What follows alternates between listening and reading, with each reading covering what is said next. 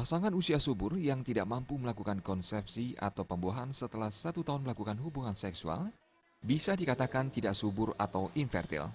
Sementara itu, pasangan di atas usia 35 tahun dikatakan infertile bila tidak mampu melakukan konsepsi setelah melakukan hubungan seksual selama 6 bulan.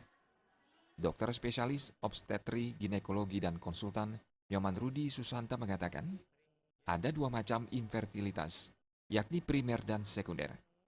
Pasangan dengan infertilitas primer tidak bisa hamil, sedangkan infertilitas sekunder adalah sulit bisa hamil setelah pernah sekali hamil dan melahirkan secara normal.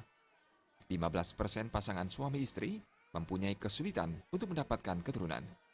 Penyebabnya 35% dari pihak pria, 40% dari pihak wanita, dan 25% dari keduanya.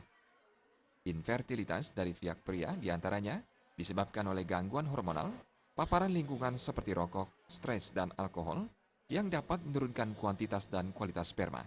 Sedangkan infertilitas pada wanita diantaranya akibat gangguan pada ovulasi, tuba uterin, gangguan hormon, dan uterus. Meski demikian, infertilitas bisa ditangani dengan pengobatan yang teratur. Bisa, kenapa tidak? Makanya tergantung faktor yang tadi, misalnya faktor sperma yang tipe apa. Terus sekarang gangguan sperma kan banyak, ada yang jumlahnya, ada yang kualitas gerakannya yang terganggu, ya.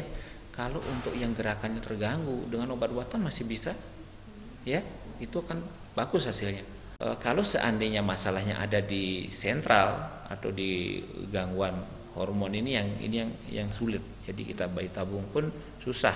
Tapi kalau dia masalah gerakannya yang kurang, dengan obat-obatan banyak yang tertolong. Jenny dan Setiawan, Bali TV.